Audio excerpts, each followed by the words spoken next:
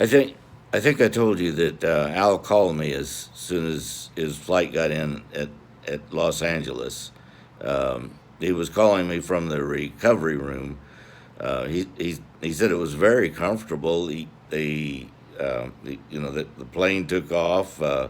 Adrika, gave him a drink and an energy bar, and he said by the time he had finished that, they were up at altitude and they were setting him in the chair, and the device that goes over his skull to, uh, to position the nanobots around the brain is about the size of a football helmet. But by that time, the sedative that was in the drink he was served was taking over, so he was sleepy and drowsy and comfortable. And then the injection, of course, is so small it's not even as bad as a flu shot.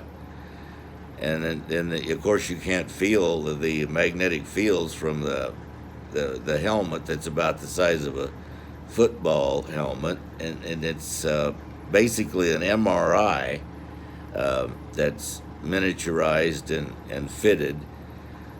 So when you're in an MRI, there's no discomfort there, and then the chip itself. Edrica was telling me all of this. She after Al was in the recovery room and starting to get drowsy.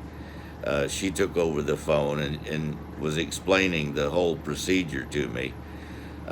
They don't drill a hole in the skull; they make a slit at the base of the skull, and then and that's just they can just inject some Novocaine, lidocaine around that area, and then they slip the chip underneath the skull, and then once it hits the moisture in the body, it triggers the growth of electrodes into the network of nanobots, and then the shell of the chip is made with thermocouples, so that the heat of Al's body will actually provide the power for the chip. And then there's just a matter of closing the small slit, and by that time they're landing in L.A. and that's. Edrica was explaining that she said just to call her Ad. She was explaining that it's pretty much the same. When you have a baby, the baby is really alert for a few hours, and that's when Al called me, and then the baby sort of drifts off into a sleep for a few days, maybe a week, 2 weeks, and that was Al's situation in the recovery room. And then Ad said she would be with him 24/7. So during the recovery process, and so when he's waking up and coming back into consciousness, she's got a lot. Incidentally, the night after Al took off, there was an explosion in his home.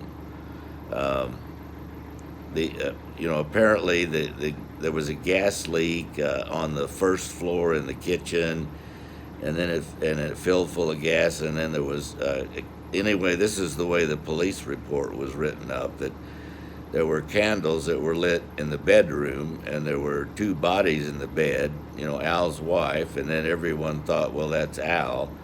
The whole place was burnt to a crisp. After the explosion, there was it.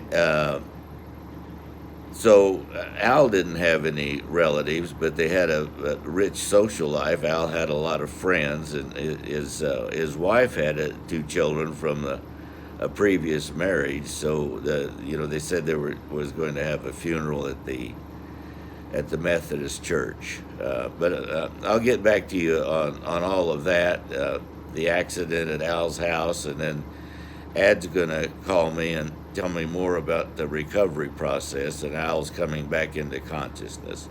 So thanks for listening to me, and if you have any thoughts or observations on all this, go ahead and put them in the comments. Thanks a lot. See you later. Bye-bye.